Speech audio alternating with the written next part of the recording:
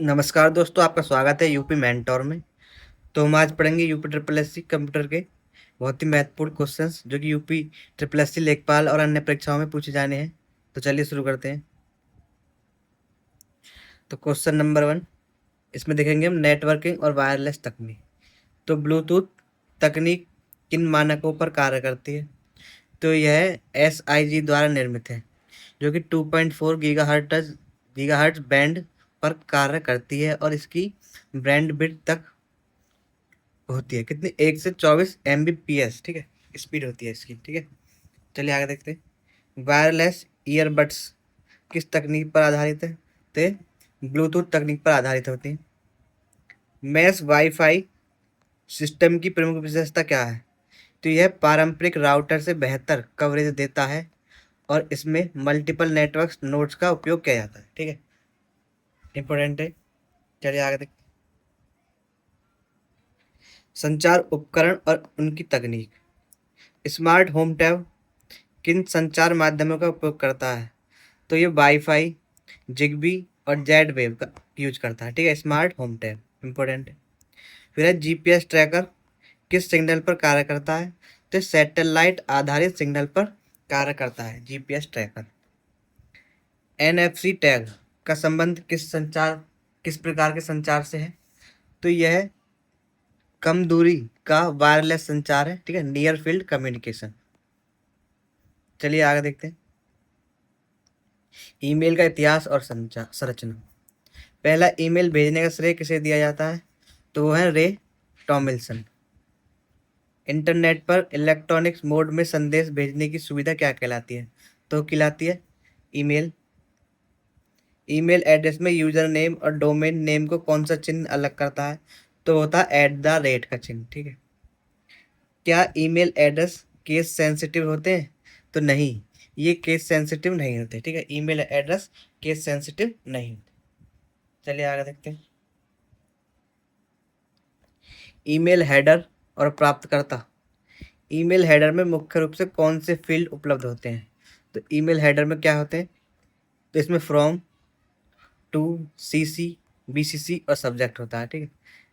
ये जो दिया गया हेडर इसमें, तो CC होता है कार्बन कॉपी और BCC होता है ब्लाइंड कार्बन कॉपी, ठीक है। और इसमें सब्जेक्ट में हम किस सब्जेक्ट के ऊपर ईमेल भेज रहे हैं वो लिखा जाता है, ठीक है। फ्रॉम में लिखा जाता है पता किसको भेज रहे हैं।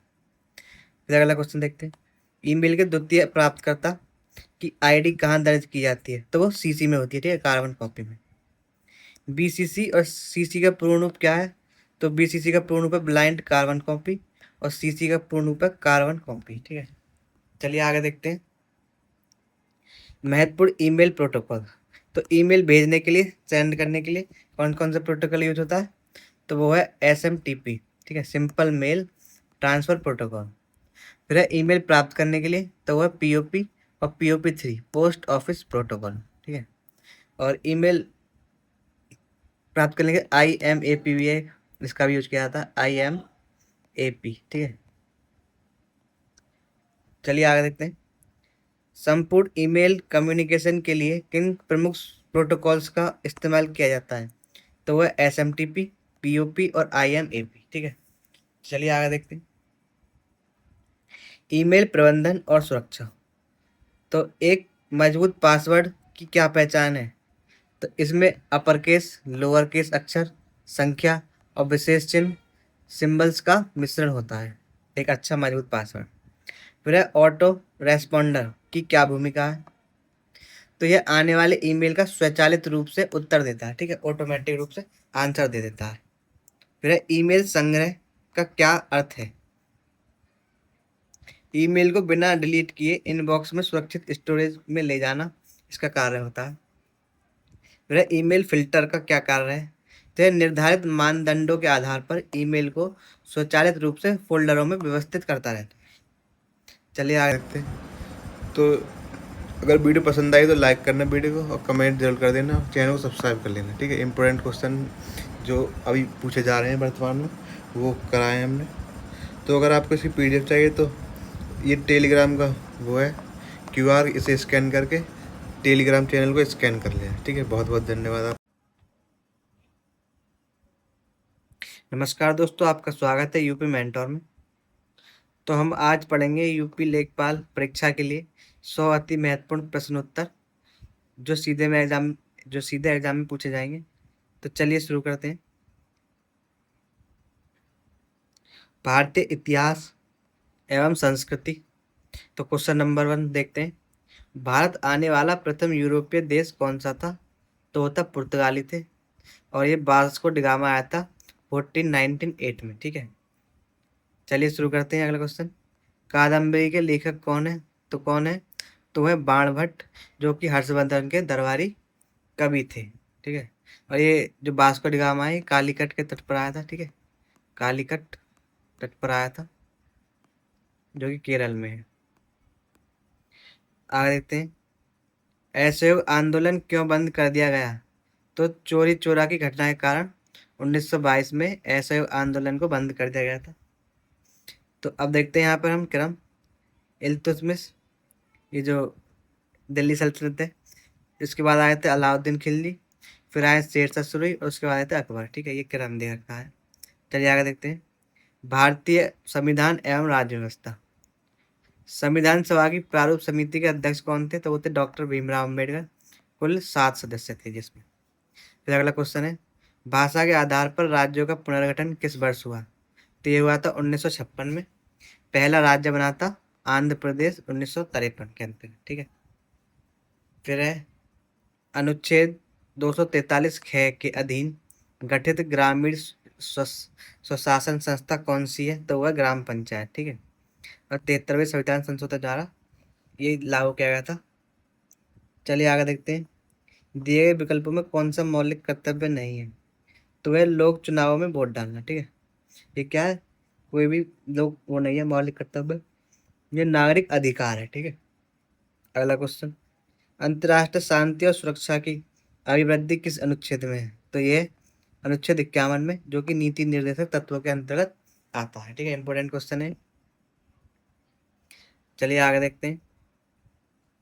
अब देखेंगे हम भारत का विश्व का भूगोल। जादूगोड़ा वर्तमान में किस खनिज के लिए प्रसिद्ध है? तो यह है यूरेनियम के लिए, और ये कहाँ जादूगोड़ा की खान है? ये झारखंड में। भारत के प्रमुख प्राकृतिक बंदरगाह कौन से हैं? तो वह कोच्चि और विशाखापट्टनम। ठीक है, ये प्राकृतिक बंदरगाह है। फिर अगला क्वेश्चन, भूमध्य रेखा 0 डिग्री अक्षांश किस देश से होकर गुजरती है? तो ये कहाँ से गुजरती है? केन्या से, अफ्रीका महाद्वीप से। फिर डोबर जल संधि किसे जोड़ती है? ठीक है, डोबर, तो ये इंग्लिश चैनल और उत्तरी सागर को जोड़ती है, जो दुनिया के सबसे व्यस्त समुद्री मार्गों में से एक है। ठीक है, इंपोर्टेंट है क्वेश्चन। डोबर जल संधि। ग्रीष्म काल में उत्तरी मैदान में बहने वाली गर्म पवन क्या कहलाती है? तो ये क्या कहलाती है? लू कहलाती है। ठीक है, चलिए आगे देखते हैं। अर्थव्यवस्था एवं विकास योजना। तो गरीबी हटाओ का नारा किस पंचवर्षीय योजना में दिया गया था? तो ये दिया गया था 5वीं पंचवर्षीय योजना में। ठीक है, इंपोर्टेंट है। अगला क्वेश्चन देखते हैं। स्मार्ट मनी शब्द का प्रयोग किसके लिए होता है? तो ये होता है डेबिट कार्ड और क्रेडिट कार्ड के लिए। फिर है 101वां संविधान संशोधन अधिनियम, जो कि 2016 में आया, किससे संबंधित है? ये जीएसटी, वस्तु एवं सेवा कर से संबंधित। राष्ट्रीय ग्रामीण स्वास्थ्य मिशन NRHM का शुभारंभ कब हुआ? तो ये हुआ था 12 अप्रैल 2005 को। फिर अगला क्वेश्चन है, ग्राम विकास के लिए विकास खंड बनाने की सिफारिश किसने की? तो ये अधिक अन्न उत्पादन एवं जांच समिति ने ग्राम विकास के लिए विकास खंड बनाने की सिफारिश की थी। अब देखते हैं विज्ञान एवं पर्यावरण। वह तापमान जिस पर सेंटीग्रेड एवं फ़ारेनहाइट पैमाने समान होते हैं, तो वह 40 डिग्री सेल्सियस पे। ठीक है, मनुष्य के आंसू का पीएच मान क्या होता है? तो वह 7.4, जो कि हल्का क्षारीय होता है। ठीक है, आंसू इंपोर्टेंट है। घाव और चोटों का अध्ययन क्या कहलाता है? तो वो ट्रेमेटोलॉजी कहलाता है। ठीक है, घाव और चोटों का अध्ययन। अगला क्वेश्चन, प्रकाश संश्लेषण में रोशनी सौर ऊर्जा किस ऊर्जा में परिवर्तित होती है? तो ये रासायनिक ऊर्जा में परिवर्तित होती है, ग्लूकोज बनता है इससे। ठीक है, अगला क्वेश्चन, विश्व पर्यावरण दिवस कब मनाया जाता है? तो ये 5 जून को मनाया जाता है, जिसकी शुरुआत 1972 में स्टॉकहोम सम्मेलन से हुई थी। ठीक है, फिर है मीथेन गैस मुख्य रूप से कहाँ से प्राकृतिक रूप से उत्सर्जित होती है? तो ये धान के खेत और दीमक की बांबी आदि से जो है मीथेन गैस निकलती है। और जो भैंस जो जुगाली करते हैं ना, भैंस और जो पशु, उससे भी मीथेन गैस निकलती है। ठीक है, चलिए आगे देखते हैं। अब देखेंगे हम कंप्यूटर ज्ञान। MS ऑफिस 2010 की एक्सेल बुक में डिफ़ॉल्ट रूप से कितनी सीट होती है? तो कितनी होती है? 3 होती है। ठीक है, इंपॉर्टेंट क्वेश्चन। उच्च गुणवत्ता वाले ग्राफिक्स प्रिंट करने के लिए कौन सा प्रिंटर डिजाइन किया गया है? तो वो होता है इंकजेट प्रिंटर। चलिए अगला क्वेश्चन देखते हैं। विंडो में USB फ्लैश ड्राइव से फाइल डिलीट करने पर क्या होता है? तो वह स्थायी रूप से डिलीट हो जाती है। ठीक है, और बिना रिसाइकिल बिन में जाए। ठीक है, डायरेक्ट डिलीट। कौन सा सर्वर IP एड्रेस को डोमेन नाम में बदलता है? तो वह DNS, डोमेन नेम सिस्टम। चलिए अगला क्वेश्चन देखते हैं। दिए गए विकल्प में कौन सा ओपन सोर्स सॉफ्टवेयर नहीं है? तो ये कौन सा सॉफ्टवेयर नहीं? माइक्रोसॉफ्ट ऑफिस या क्लोज्ड सोर्स ऑफ, ठीक है, क्लोज सोर्स ऑपरेटिंग सिस्टम है। चलिए आगे देखते हैं। अब देखेंगे हम उत्तर प्रदेश विशेष संस्थान एवं स्थान। तो इलाहाबाद स्थित एल्फ्रेड पार्क का नया नाम क्या रखा गया है? तो इसका नाम रखा गया है चंद्रशेखर आजाद पार्क। भारतीय चारागाह एवं चारा अनुसंधान संस्थान कहाँ स्थित है? तो ये है झांसी में, स्थापना हुई थी इसकी 1962 में। ठीक है, इंपोर्टेंट है। भारतेंदु नाट्य अकादमी की स्थापना किस वर्ष हुई? तो ये हुई थी 1975 में। ये लखनऊ में स्थित है। ठीक है, इंपोर्टेंट है, ये पूछा जाता है। वह ताज अंतर्राष्ट्रीय हवाई अड्डा कहाँ स्थापित किया जा रहा है? तो ये गौतम बुद्ध नगर में स्थापित किया गया है, जो कि जेवर में है। ठीक है। भारत कला भवन संग्रहालय कहाँ अवस्थित है? तो ये बनारस में है। और ये BHU बनारस हिंदू यूनिवर्सिटी उसके ही प्रांगण में मौजूद है। ठीक है, चलिए आगे देखते हैं और महत्वपूर्ण क्वेश्चन पढ़ते हैं। उत्तर प्रदेश विशेष आला किस क्षेत्र का अत्यंत लोकप्रिय वीर रस संगीत है? तो कहाँ का है? ये बुंदेलखंड का है। उत्तर प्रदेश में परंपरागत भूमि मापन की इकाई क्या है? तो ये होती है बीघा। तो एक पक्का बीघा में 20 बिस्वा होती है। ठीक है, इंपॉर्टेंट है। फिर उत्तर प्रदेश और भारत की प्रथम महिला राज्यपाल कौन थी? तो वो थी सरोजिनी नायडू। तो कहाँ की रही थी? ये यूपी की रही थी। रानी लक्ष्मीबाई बांध किस नदी पर अवस्थित है? तो रानी लक्ष्मीबाई बांध बेतवा नदी पर है। और माता टीला बांध परियोजना का ही हिस्सा है। ठीक है।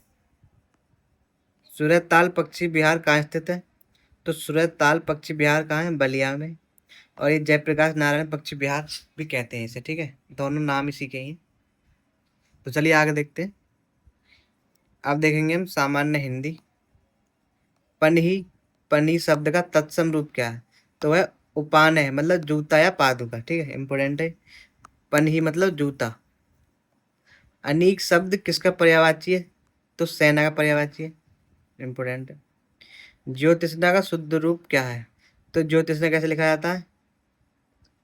इसमें आदत से आता है। ठीक है, इसका अर्थ होता है चांदनी। ठीक है, ज्योतिषना का अर्थ क्या होता है? चांदनी। इंपोर्टेंट।